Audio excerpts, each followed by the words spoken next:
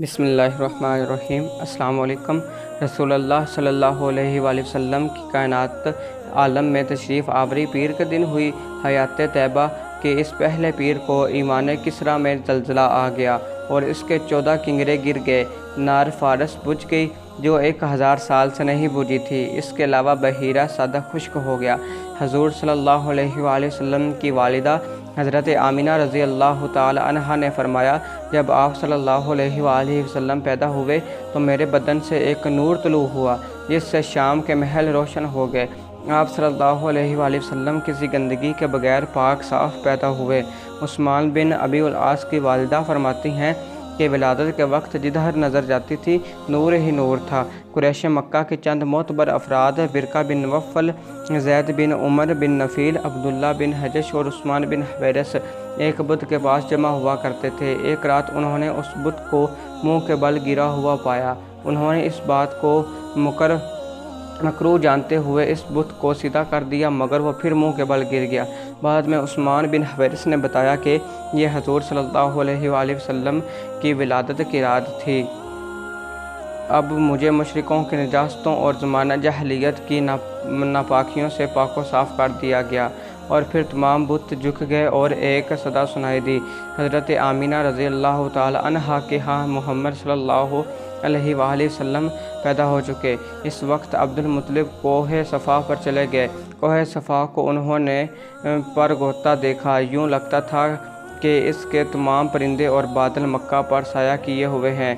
جب آپ صلی اللہ علیہ وآلہ وسلم پیدا ہوئے تو میں نے ایک آواز سنی، کوئی کہہ رہا تھا، آپ صلی اللہ علیہ وآلہ وسلم پر اللہ کی رحمت ہو۔ ہماری امی جان حضرت آمینہ رضی اللہ تعالی عنہا فرماتی ہیں، جب آپ صلی اللہ علیہ وآلہ وسلم پیدا ہوئے تو آپ صلی اللہ علیہ وسلم سجدے میں پڑ گئے اور دونوں انگلیاں آسمان کی طرف اٹھائے ہوئے تھے۔ آپ صلی اللہ علیہ وآلہ وسلم نے سجدے میں جانے کے بعد انگلی آسمان کی طرف اٹھا کر فیض زبان میں فرمایا، اللہ تعالیٰ کے سوا کوئی عبادت کے لائق نہیں اور بے شک میں اللہ کا رسول ہوں۔ حضرت آمینہ رضی اللہ تعالی عنہا فرماتی ہیں، رسول اللہ صلی اللہ علیہ وآلہ وسلم کی ولادت کے وقت حضرت حوا، سارہ، ہاجرہ اور آسیہ موجود تھیں۔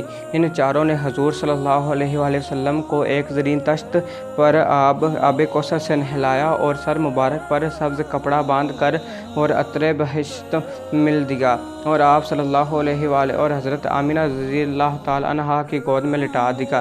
تو اس وقت آپ صلی اللہ علیہ وآلہ وسلم نے اللہ کی بارگاہ میں سجدہ کیا اور کہا، یعنی خدا میرے واسطے میری امت کو بخش دے۔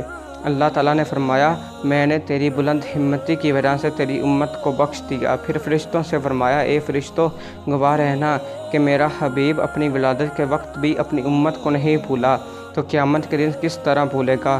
حضرت عثمان بن ابی العاص رضی اللہ تعالی عنہ اپنی والدہ سے راوی ہیں کہ رسول اللہ صلی اللہ علیہ وسلم کی ولادت کے وقت کعبہ نور سے معمور ہو گیا اور ستارے زمین سے اس قدر نزدیک آ گئے کہ مجھے یوں لگا کہ مجھ پر گر پڑیں گے۔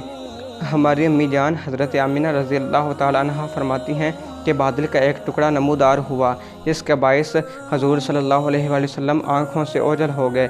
میں نے ایک آواز سنی کہ حضور صلی اللہ علیہ وآلہ وسلم کو تمام عالم کی سیر کرائی گئی ہے تاکہ تمام مخلوق آپ صلی اللہ علیہ وآلہ وسلم کی صفات اور آپ صلی اللہ علیہ وسلم کی صورت اور اسم گرامی سے آشنا ہو جائے۔ یہ بادل صرف ایک لمحہ کے لیے منور ہو رہا، اس کے بعد پہلے سے بڑا بادل آیا، اس میں نے انسانوں اور گھوڑوں کی آوازیں سنی۔ ایک آواز سنائی دی، محمد صلی اللہ علیہ وآلہ وسلم کو تمام جن و انس اور چرند پرند دکھائی گئے۔ پھر آپ صلی اللہ علیہ وسلم کو آدم علیہ السلام کے صفوت و بزرگی، نوح علیہ السلام کی رقت، ابراہیم علیہ السلام کی آزمائش، اسماعیل علیہ السلام کی زبان، یوسف کا جمال، یعقوب کا بشریٰ، داؤد کی صورت، ایوب کا صبر، یحییٰ کا زہد، عیسیٰ کی ثقافت عطا ہوئی۔ یہ بادل بلمحہ بھر کے لیے روشن ہوا۔